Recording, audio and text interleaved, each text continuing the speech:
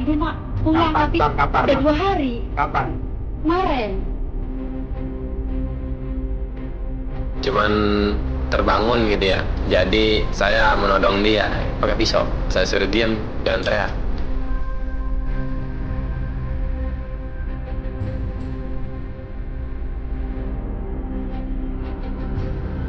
Genderang perang terhadap komplotan bandit ditabuh jajaran Subdit Resmob Polda Metro Jaya.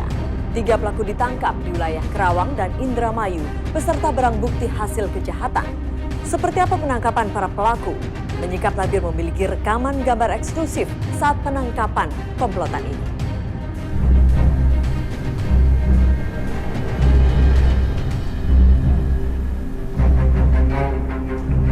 Jakarta masih menjadi primadona bagi investasi properti kelas menengah ke atas. Hasil survei sebuah lembaga asing menunjukkan Jakarta berada di peringkat pertama dengan angka pertumbuhan hunian mewah tertinggi di dunia. Menurut hasil survei, angka pertumbuhan hunian menengah ke atas di Jakarta sebesar 37,7%, di atas Beijing sebesar 17,1% dan Dubai sebesar 17%. Menjamurnya hunian mewah tentu membawa angin segar bagi sejumlah pelaku kejahatan. Tidak jarang, rumah mewah menjadi sasaran aksi komplotan perampok, seperti yang terjadi di kawasan Pondok Indah 2 bulan silam.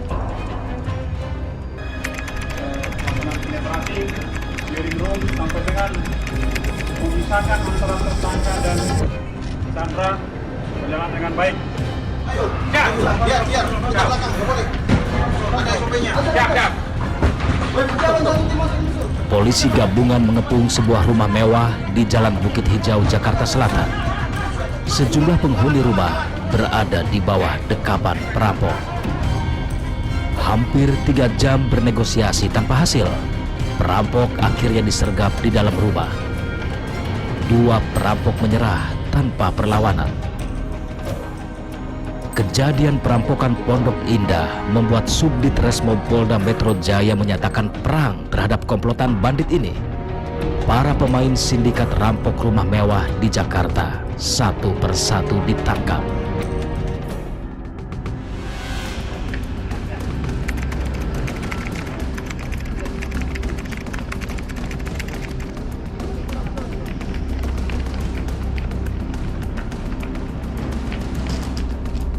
Pria jatuh terkapar ini merupakan perampok rumah mewah yang kerap beraksi di wilayah ibu kota. Berusaha kabur dan sempat melawan, polisi akhirnya merobohkannya dengan sebutir timah panas. Bernama lengkap Ahmad Fauzi alias Bebek, ia merupakan seorang residivis pelaku perampokan rumah mewah di Cibubur dan Tambun, Bekasi sepekan silam. Dari pengolahan TKP setempat pada waktu kejadian yang terakhir kali yaitu di Raffles Hill ya, kita menemukan beberapa informasi penting dari saksi, baik saksi yang ada di dalam rumah TKP maupun saksi sekitar, yaitu tentang ciri-ciri pelaku.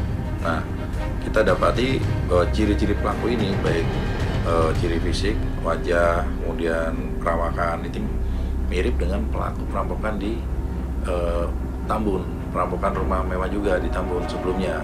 Nah, dari ciri-ciri fisik ini kami cocokkan dengan database pelaku yang ada di kepolisian, pelaku perampokan ya, khususnya pelaku curas. Nah, ada memang yang mirip dan memang modusnya sama karena dia residivis. Kemudian dari situlah kami berangkat untuk melakukan penyelidikan.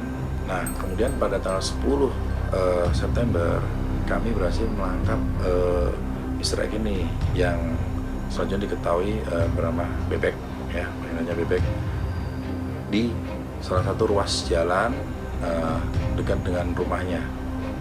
Itu dia sedang tengah malam sedang berkeliaran dan kita sergap di jalan. Dan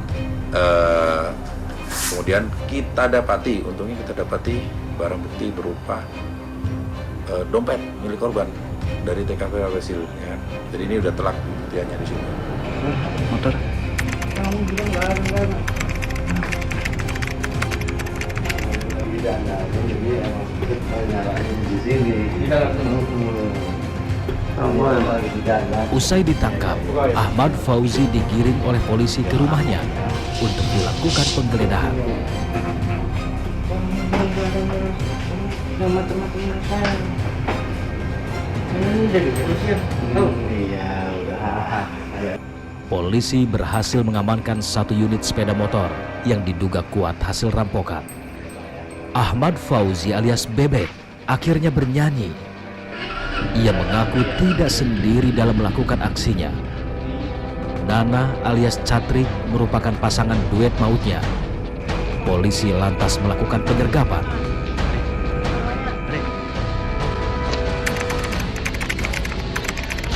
Rumah yang sudah dikepung dan digeledah polisi ini merupakan kediaman Nana alias Catrik. Saat polisi datang, Catrik sudah keburu kabur.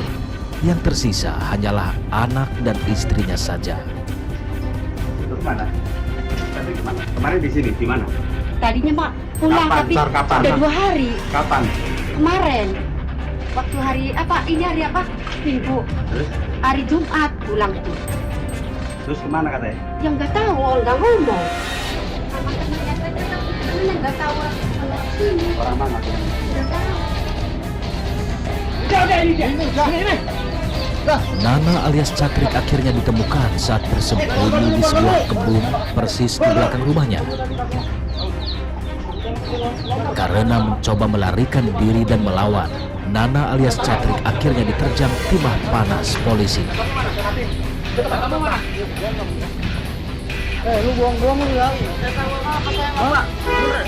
Tim Bergerak Maju untuk mencari temannya, karena menurut informasi si Bebek ini pelaku kan 2 orang, dia dan temannya bernama Cantrik, Nana alias Cantrik.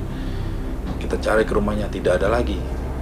Kemudian kita cari ke beberapa tempat di perkampungan situ, ternyata dia tinggal di sebuah rumah kosong.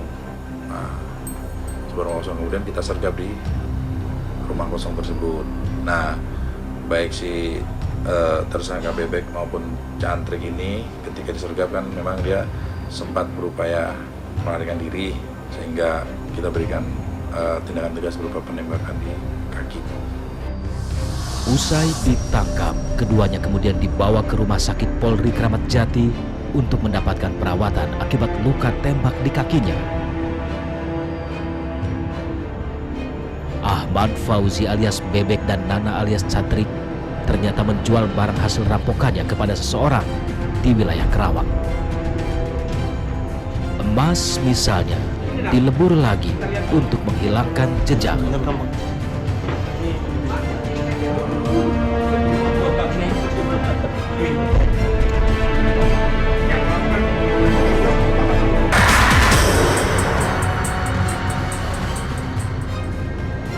Seluruh perhiasan hasil rampokan dijual ke penadah atau kerap disebut asbak.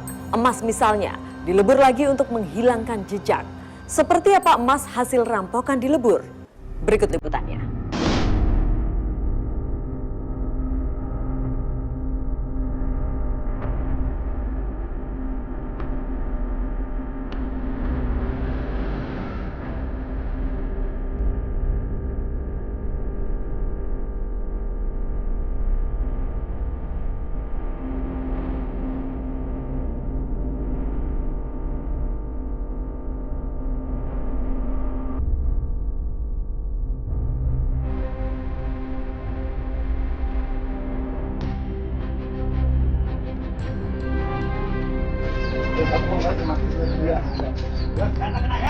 Pengakuan pelaku yang baru saja tertangkap bahwa mereka menjual emas hasil rampokan kepada seorang asbak atau penadah di wilayah Karawang. Tim Subdit Resmom Polda Metro Jaya langsung melakukan penyergapan.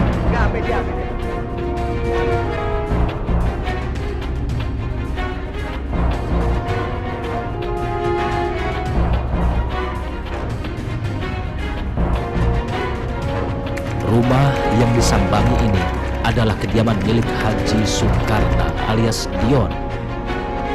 Ahmad Fauzi dan Nana bercuap jika Sukarna merupakan penadah dari setiap hasil rampokan mereka. Tanpa perlawanan, Sukarna akhirnya berhasil dibekuk. Seluruh emas hasil rampokan kemudian dilebur untuk menghilangkan jejak sebelum dijual kembali. Ini nak, kita lihat dulu. Inilah tempat peleburan emas hasil rampokan setelah Sukarna menerima dari Ahmad Fauzi dan Nana. Yang melakukan peleburan Bapak sendiri. Ya, Bapak sendiri kan? Jadi alatnya ini. Terus apa lagi? Selain ini. Ini semua. Sama timbangan. Ya oke. Sekarang ambil tas buat bawa ini. Siapkan tas. Ambil tas. Oke.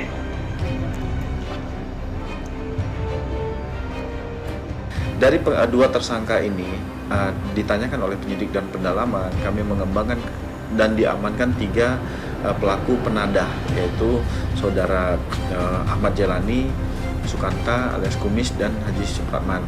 Ini yang mendanai setiap kegiatan ini. Dari situ kami sudah menemukan beberapa barang bukti dan hasil dari kejahatan. 2 pelaku ini dulu pernah dihukum di wilayah Bekasi, ancaman hukuman 2 tahun penjara, dan mereka dalam pencurian, kasus pencurian kekerasan dan mengamankan handphone dari para korban.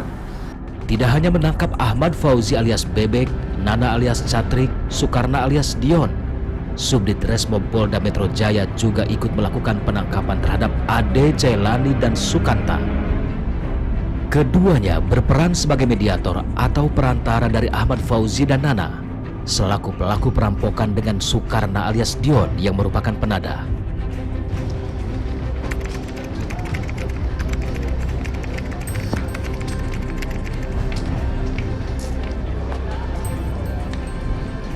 Beginilah suasana saat para tersangka pelaku perampokan rumah mewah ditunjukkan kepada awak media. Subdit Resmob Polda Metro Jaya menggelar hasil tangkapan selama kurang lebih 2 bulan. 5 tersangka sindikat rampok spesialis rumah mewah yang digawangi oleh Ahmad Fauzi alias Bebek turut dihadirkan. Sejumlah barang bukti pun digelar, diantaranya perhiasan, telepon genggam, sepeda motor hasil rampokan, serta sejumlah peralatan yang digunakan pelaku dalam setiap melakukan aksi kejahatan. Usai dihadirkan dalam rilis di Mapolda Metro Jaya, kelompok Bebek dan Catrik lantas dibawa ke TKP untuk melakukan rekonstruksi. Perubahan ini merupakan TKP dari sekian banyak aksi perampokan yang dilakukan Bebek dan Catrik. Sejumlah adegan pun dilakukan. Pelaku masuk dengan cara memanjat dinding samping rumah. Setelah masuk melalui lantai atas, Bebek dan Nana alias Catrik mencongkel pintu rumah dengan sebuah pisau. Penghuni rumah kemudian disekap saat sedang terlelap agar tidak melakukan perlawanan. Harta korban kemudian dikuras habis. Ahmad Fauzi dan Nana selanjutnya kabur dengan sebuah selang untuk turun dari lantai atas rumah.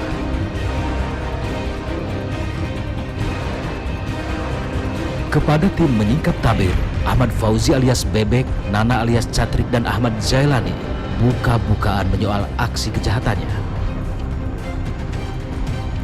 Dari rumah langsung berangkat, naruh motor di penitipan, lalu kemudian saya mengecer. Kemudian saya turun di jalan. Setelah di jalan saya nyusur jalan tol, ke jalan kaki, lewat dari kampung ke kampung. Setelah lihat lokasi perumahan, baru saya masuk. Sampai di dalam yang saya ambil perhiasan, duit dolar, sekitar $900 lah, sama duit rupiahnya, terus sama handphone. Di dalamnya ada penghuni? Ada 2 orang. Nah, itu penghuninya tahu nggak? Ya awalnya dia nggak tahu lagi sedang tertidur, cuman terbangun gitu ya.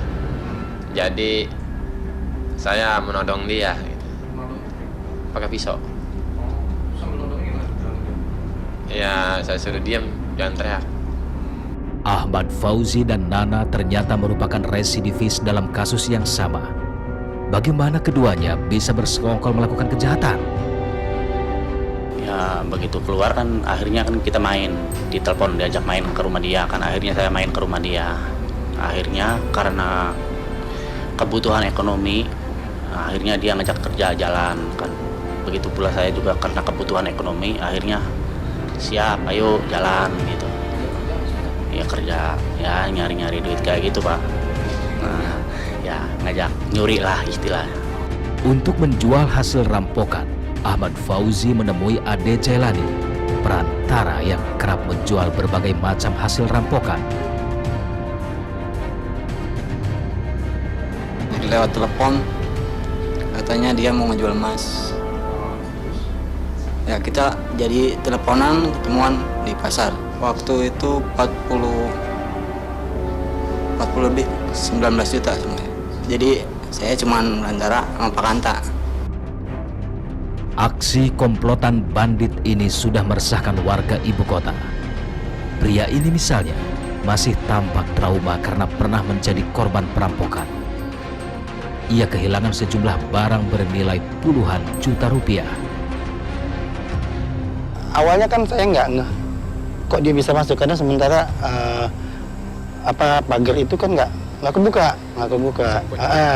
Jadi saya masuk ke rumah, saya lihat motor udah nggak ada dan pintu itu kebuka. Saya perhatiin semua, ternyata masuknya dari situ.